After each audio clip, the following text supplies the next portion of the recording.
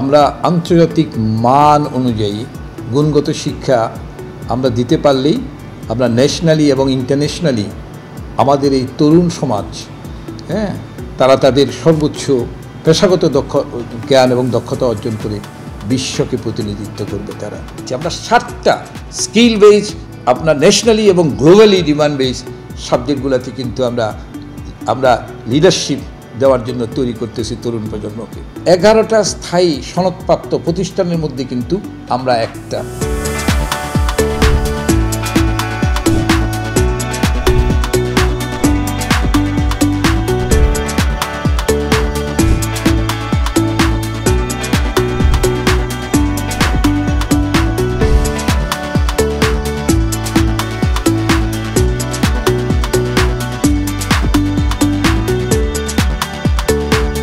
Eastern University যে committed, তারা quality higher education at affordable cost. আমরা আন্তর্জাতিক মান অনুযায়ী গুণগত শিক্ষা আমরা দিতে পারলেই আমরা ন্যাশনালি এবং ইন্টারন্যাশনালি আমাদের এই তরুণ সমাজ তারা তাদের সর্বোচ্চ পেশাগত জ্ঞান এবং দক্ষতা অর্জন করে বিশ্বকে প্রতিনিধিত্ব করবে। তারা আমাদের দেশে ট্র্যাডিশনাল যে এডুকেশন সিস্টেম ছিল, যে শুধুমাত্র একটা এক্সামের মাধ্যমে কি হয়, মুখস্থ নির্ভর পড়াশোনা দিয়ে আমরা একটা সার্টিফিকেট অর্জন করি। ইনফ্যাক্ট সারা ওয়ার্ল্ডের কোথাও কিন্তু এটার কোনো গ্রহণযোগ্যতা এখন নেই।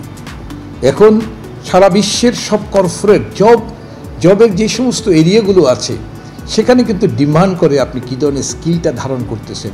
এডুকেশন অ্যান্ড স্কিল, এটা দিয়ে আমি গ্লোবাল ওয়ার্ল্ডের জন্য আমি বিষয়ভিত্তিক প্রোগ্রাম ভিত্তিক লিডার তৈরি করব, যে লিডাররা তাদের নিজস্ব পেশাগত এই যে জ্ঞান, এই যে স্কিল, দক্ষতা, এবং এর বাইরেও আমাদের এখানে আমরা 22-23টা ক্লাব আছে। আপনি দেখবেন এই ক্লাবগুলো কিন্তু আমাদের প্রাণ, আমাদের শিক্ষার্থীদের প্রাণ।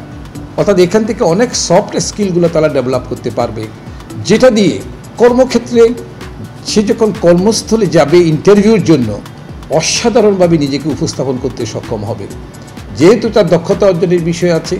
অ্যাট দ্য সেম টাইম আমাদের বোর্ড অফ ট্রাস্টির সবসময় নির্দেশনা থাকে যে যাতে করে আমরা প্রতিনিয়ত ইন্ডাস্ট্রিয়াল ভিজিটের মধ্যে যেন থাকি শিক্ষার্থীদের নিয়ে।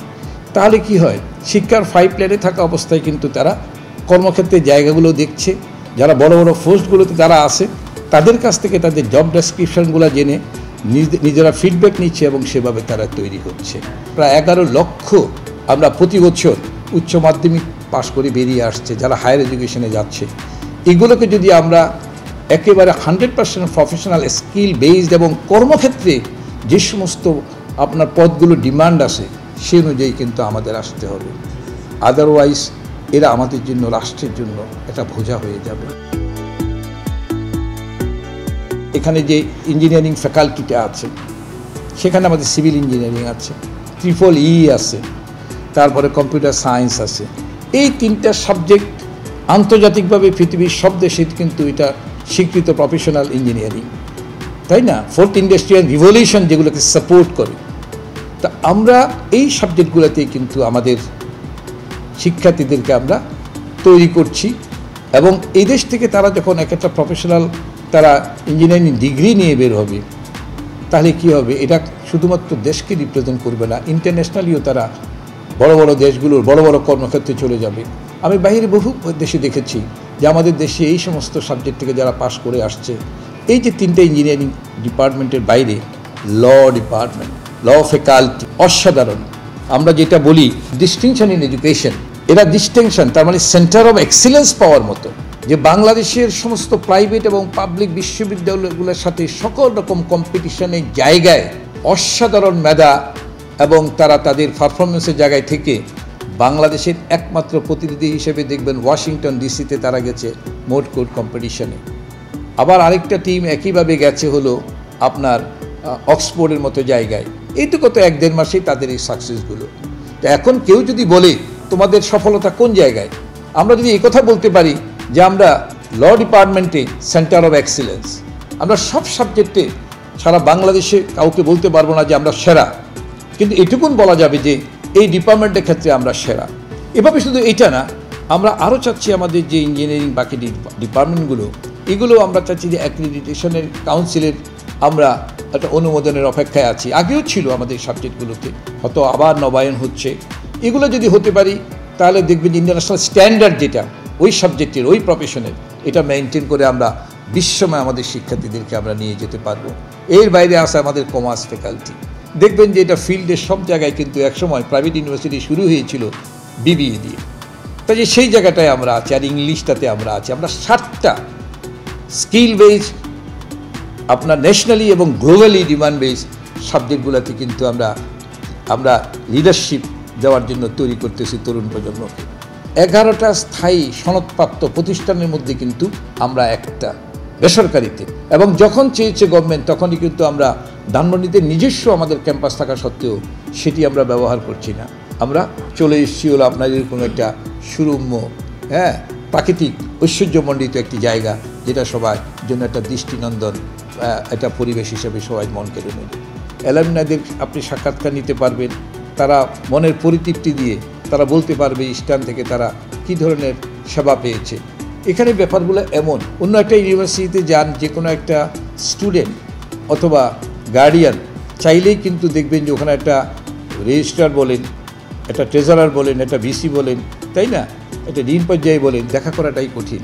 এখানে আমাদের প্রথমেই থাকে যে তারা যে কোনো সময় যে কোনো মুহূর্তে যে কোনো হায়ার আমরা পোস্টের আমরা যে জায়গায় আছি তাদের সাথে তারা যেন সবসময় মিট করতে পারে। চতুর্থ শিল্প বিপ্লবের এই ধারাটা নিয়ে আমরা কাজ করছি গত কয়েক বছর থেকে, বা এখন শুরু হয়ে গেছে বিভিন্ন জায়গায়। আমরা কিন্তু 2003 সালে প্রতিষ্ঠা হওয়ার পর থেকে ওই যে বললাম না, যে সাবজেক্টগুলো আমরা নিয়ে এসেছি, আপনি দেখবেন আমার ত্রিপলি বলেন, আমার কম্পিউটার সায়েন্স বলেন, চতুর্থ শিল্প বিপ্লবকে রিকোভ করার জন্য এই সাবজেক্ট থেকে যারা বেরোচ্ছে তারাই যথেষ্ট। তাদেরকে আমরা আরও প্রশিক্ষণ দিয়ে, আমাদের প্রজেক্ট বেস নানা প্রশিক্ষণ আছে, আমাদের নিজস্ব গভর্নমেন্টের প্রজেক্ট থেকেও আমরা সহযোগিতা নিচ্ছি।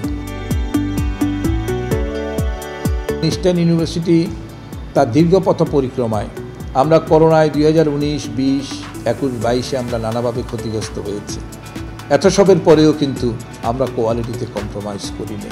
আমাদের ধরেন যারা একটি ফ্যাকাল্টি, আমরা সবসময় এগুলো নিয়োগের ক্ষেত্রে আমরা সর্বোচ্চ মান বজায় রাখবার আমরা চেষ্টা করি। তাহলে কোয়ালিটির ক্ষেত্রে ফার্স্ট রিক্রুটমেন্ট টিচারে হলো অল ইন অল। তিনি যদি তার শিক্ষার্থীদেরকে যদি সর্বোচ্চ আস্থা, বিশ্বাস এবং সর্বোচ্চ মানের জায়গায় যদি তাদেরকে ধরে রাখবার চেষ্টা করেন, তার পাশাপাশি দেখবেন যে আমাদের ক্লাসরুম আছে 42টা, কিন্তু আমাদের ল্যাব আছে 29-30টা। তাহলে বুঝেন ল্যাবটা কেন, ক্লাসরুম থেকেই সরাসরি যেন তারা ল্যাবে প্র্যাকটিক্যাল বেস কাজ করতে পারে। ইন্ডাস্ট্রি ব্যাচ অ্যাটাচমেন্ট এটা আমাদের আছে। ইন্টার্নশিপের ক্ষেত্রে আমরা বিশালভাবে তাদেরকে সহযোগিতায় জায়গায় রাখতেছি। আমাদের বোর্ড অফ ট্রাস্টিদের আমাদের প্রায় 70টার মতো প্রতিষ্ঠান আছে। এর বাইরেও তাদের অ্যাসোসিয়েটস প্রতিষ্ঠান আছে অনেক, তাদের সাথে অসংখ্য MOU আমাদের করা আছে। কাজে ফিল্ড লেভেলের যতটুকু দক্ষতা অর্জন করা দরকার তার একাডেমিক অ্যাচিভমেন্টের আগে, সব কিছু প্র্যাকটিক্যাল লেভেলে যাওয়ার আগেই তারা তৈরি হয়ে কিন্তু প্র্যাকটিসে যাচ্ছে। হায়ার এডুকেশন মানে হচ্ছে নলেজ এক্সচেঞ্জ না, রিসার্চ ওরিয়েন্টেড কাজে থাকা। যত নতুন জ্ঞান আসবে সেগুলোতে রিসার্চের মাধ্যমে আসবে। প্রতিটা জাতি তার বিশ্ববিদ্যালয়ের সর্বোচ্চ পর্যায়ে যারা আছে তারা দেখবে রিসার্চের মাধ্যমে নতুন নতুন বিষয়কে তারা একেবারে ডিপলি ওগুলোর উপরে কাজ করে জাতিকে নানাভাবে তারা আলোকিত করতেছে, আপ টু ডেট করতেছে, নলেজেবল করতেছে, নতুন কর্মক্ষেত্রে দুয়ার উন্মোচন করতেছে। এটি আমাদের জন্য অত্যন্ত প্রয়োজন। কিন্তু এখন পর্যন্ত আমরা দেখবেন যে একটা PhD করার ক্ষেত্রেও বেসরকারি বিশ্ববিদ্যালয়কে এখনও সেভাবে ক্ষেত্র তৈরি করে দেয়নি। সরকারকে চিন্তা করতে হবে যে হায়ার এডুকেশন সরকারি বেসরকারি এটা চিন্তা করার প্রয়োজন নেই। যাদের সক্ষমতা আছে তারা মনিটরিং করে দেখবে কারা ট্রান্সপারেন্ট, কারা এটা করতে পারে, সেই জায়গায় দিতে হবে। এটা শুধুমাত্র একটা পলিসি মেকিং পর্যায়ে পেপার আকারে আছে, এখনও সেই জিনিসটা হয়তো বাস্তবায়নের জায়গায় যায়নি। আমরা এটার জন্য আমাদের ফান্ডিং প্রতি বছর প্রচুর পরিমাণ ফান্ডিং রাখছি। আমরা এখানে আমাদের এই যে রিসার্চ অ্যান্ড ডেভেলপমেন্টে কাজ করছে, আমরা এনকারেজ করছি আমাদের সমস্ত ফ্যাকাল্টিদের, যারা মোটামুটিভাবে বিভিন্ন আর্টিকেল, বিভিন্ন কিছু তারা বিভিন্ন জার্নালগুলোতে হোম এবং ইন্টারন্যাশনাল এগুলোতে তারা কাজ করে যাচ্ছে। ক্রেডিট ক্যাপচারের ব্যাপারে তো আমাদের সুযোগ সুবিধা আছে। আমাদের প্রায় অসংখ্য 18-20টা উপরে ইউনিভার্সিটির সাথে আমাদের কোলাবোরেশন আছে বাইরে বিভিন্ন দেশের সাথে। আমাদের যারা অ্যাকচুয়ালি এখানে আসছে অধিকাংশ কিন্তু মধ্যবিত্ত এবং নিম্নবিত্ত পরিবারের সন্তান, যাদের আগের পরিবারের কেউ ইঞ্জিনিয়ার ছিল না, ঠিক আছে, কেউ বড় লয়ার ছিল না, তা আমরা মনে করেন কেউ ভালো হয়তো বিজনেস এন্টারপ্রেনিয়র ছিল না, এখান থেকেই শুরু হচ্ছে। কাজে এরা যখন এখান থেকে যাবে, তারা তার পরিবারকে আলোকিত করবে, তার সোসাইটিকে আলোকিত করবে, রাষ্ট্রকে আলোকিত করবে। আমাদের স্কলারশিপের জন্য তো আমাদের বিরাট ব্যবস্থা আছে এখানে।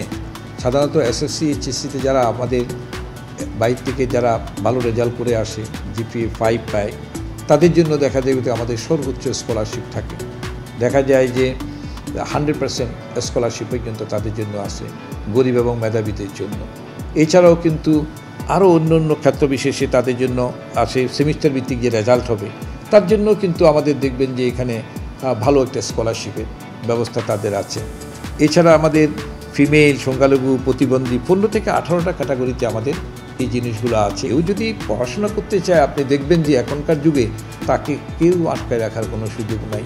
শুধু তার ভিতরে একটা মিশন এবং ভিশন থাকতে হবে যে না, আমি হায়ার এডুকেশনের সিঁড়ি বেয়ে আমি আমার কর্মজীবনের এমন একটি জায়গায় যেতে চাই যে আজীবন যেন আমার পরিবার, আমার কমিউনিটি যেন এটা উপভোগ করে।